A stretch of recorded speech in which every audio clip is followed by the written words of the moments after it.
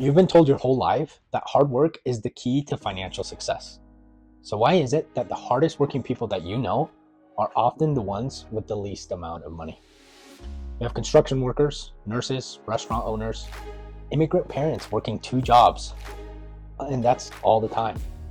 They're not lazy, they're exhausted, and they just feel behind. Here's the truth. Money doesn't reward sweat. Money rewards systems. And if you've been working harder than ever, making more income than you ever have, but you still feel low-key fear when you think about the future, that's not a personal failure. That's what happens when you're playing a game and nobody explains the rules. Today, we fix that. In this video, I'm going to walk you through a simple 5-part framework that shows you what money is actually for, why just saving stopped working, and how to get your money working for you instead of against you. And stay until the end, because I'm going to give you a 1-page system you can set up this week that turns chaos into calm. Part 1, what money really is. So most people think money is paper, numbers on an app, a scoreboard that says you're doing okay or you're way behind. But there's a better framework. Money is stored life energy. You trade hours of your life for that energy. Your energy, your focus, sometimes your health. Money is how you bottle that energy up. So future you can use it effectively and efficiently when you need it. Let me make this very simple. Think about food. Food is energy you use today. Fat is energy stored for later. If your body couldn't store energy at all, you could eat a huge meal and still starve later, because nothing stays stored. That's what happens when your money doesn't hold value. You work, you get paid, and then slowly that value leaks out through all of the holes that you have in your hands. There's inflation, bad systems, bad decisions, and a bunch of small, dumb decisions. Purchases that don't feel like a big deal until all of a sudden you're adding them all up. So what is the role of money? It's not to flex, not to impress strangers, it shouldn't be, not to play rich. The role of money is simple: to store your work today and move it safely into tomorrow. Money should protect your life energy. Keep it there and give it a job. Here's the quick reality check. What is it that you really want? Let's be real. Most people don't actually want to be rich.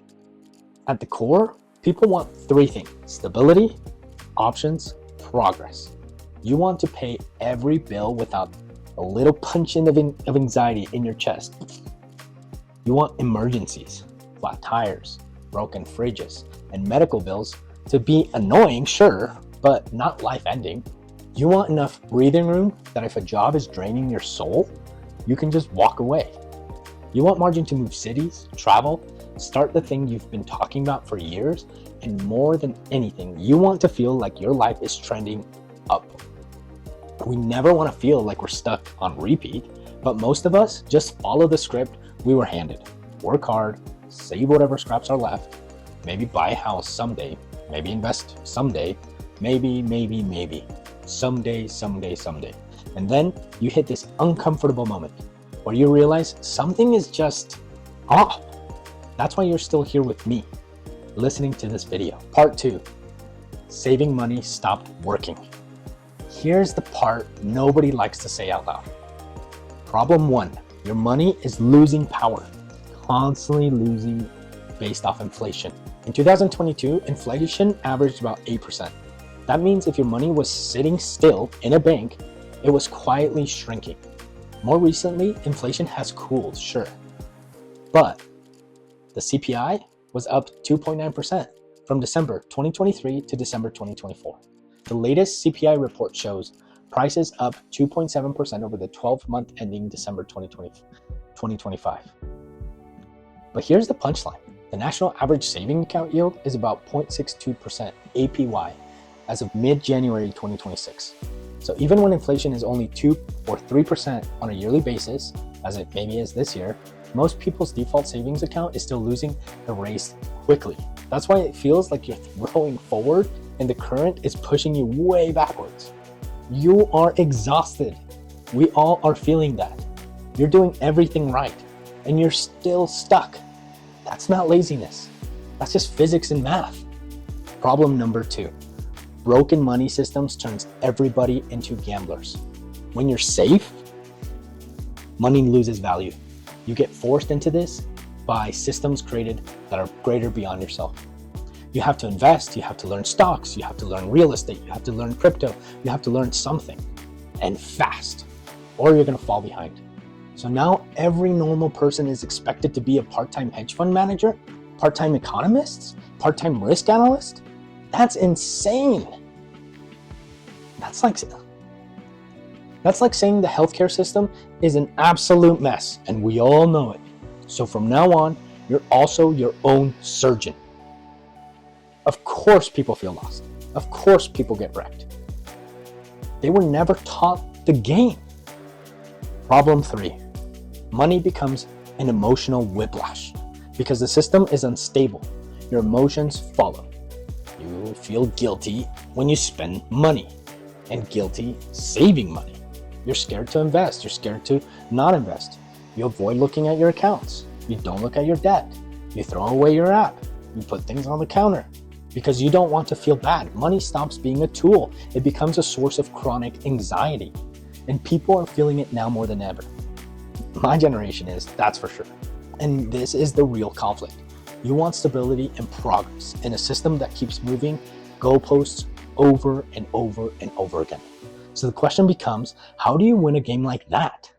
Stop asking, how do I get more? Here's the big shift. Here's the mindset shift. Stop asking, how do I get more money? Start asking, where does my life energy live? Because money is just your hours, right? We talked about that. Stored in a different place. Some places protect it, that we know. Some places leak it out. We talked about that. Some places grow it. We're going to discuss that. So now go to the rules. 3 rules. Simple. Not hype. This is the rice and beans upgrade. This is why you came to this channel. This is why you're listening. Rule number 1. Build a system so emotions stop driving. Let's talk about the old way. Money comes in and you make random decisions that make it leak through your hands. In the moment, money gets low and suddenly every decision is a panic, spiking anxiety. And panic becomes expensive. Panic is overdraft fees, credit cards. Panic is, I'll figure it out later. Taking on debt. Throw that away. Here's the new way. You decide in advance what every dollar is going to do. Think of it as 3 layers. Layer 1, base, survival. That is your base. Rent, food, utilities, transportation. Essentials. This is what I like to call the keep the lights on money. Layer number 2, stability. Turn crisis into inconveniences. Emergency fund, insurance, short-term savings. This is the layer that's going to protect you and your mental health. And listen, this isn't a theory. The Federal Reserve survey shows 63% of adults say they would cover a $400 emergency expense using cash or its equivalent. That means a lot of people still don't have real margin. So stability isn't boring. Stability is power. Stability is being able to breathe and not panic in the moment. Layer 3, growth. Buy back your time. Investments, skills, upgrade your skills, assets that put money back in your pocket, and time back into your life. Once you see your money in these layers, these 3 fundamental layers, you stop reacting and you start running a system. Now here's the key. You don't want to feel ready, you automate that system. The moment money hits your account, even if it's small, $10, $5, because your behavior matters more than the amount you're bringing in. You're building an identity of someone who runs money instead of someone that money runs. If you're only going to watch one part of this video twice, watch this part again on payday. This next section is imperative once you receive that paycheck. The 60-second setup. Do this week. Grab a piece of paper. Write 3 lines. Base, stability, growth. Now put numbers next to them. And don't overthink it. Your first goal is not perfection. Your first goal is clarity. Then do this. Base gets funded first.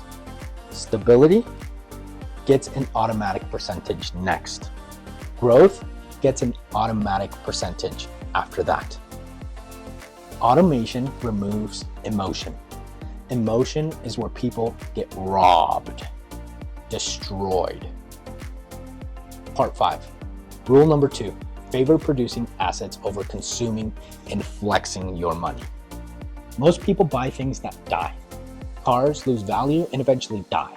Clothes become irrelevant. Gadgets get replaced by the next upgrade. And you're allowed to have fun, sure. You need fun. Otherwise, what's the point? But big decisions, the ones that matter, should pass one filter. Does this help me earn more, learn more, or own more? Is this a tool or a trophy? Will this matter to me in 2 years, 5 years, 10 years? If not, cool it. Take a breath. That's lifestyle spending. Just don't confuse lifestyle spending with investing, because trophies don't buy your time back. Tools do. A builder mindset sounds like this. A course that increases your earning power. That's a good idea. That's an asset. A side business you're building slowly. Yeah, that's a good idea. That's an asset. A home you can actually afford, that you can one day, hopefully, pay off, and quickly. Yeah, that's an asset. And this isn't just motivational. The Federal Reserve survey of consumer finances shows that 66% of families owned their principal residence in 2022. And for households, the primary residence is a massive part of their balance sheet. For a lot of wealth builders, the boring asset, home equity, is a major part of their long-term stability. But the rule is not buy a house no matter what. The rule is build a portfolio, something that you can afford, over time, slowly, of things that produce. More producing purchases than consuming purchases. There's a teeter-totter. Let the gap grow over time. That gap is your future, your time, your peace. Rule number 3, respect the tool, not the story. Different containers for money have different jobs. Cash equals flexibility. Savings, short-term safety net. Index funds, long-term growth, volatility included. That's the stuff you don't want to think about. Real estate, maybe cash flow plus appreciation with responsibility. Bitcoin, a scarce digital asset idea, high risk, not magic. The mistake people make is becoming religious about this one tool, or any of those tools. The question is never, is the asset good or bad? The question is, what problem does this solve for me? Here's the simple way to think. If you need money in the next 3 to 12 months, you want safety and access. Cash. Put that cash in a high yield savings account to protect it from that inflation we discussed. If you want long-term growth to beat inflation, you want broad diversification over time. Index funds are a common approach for that.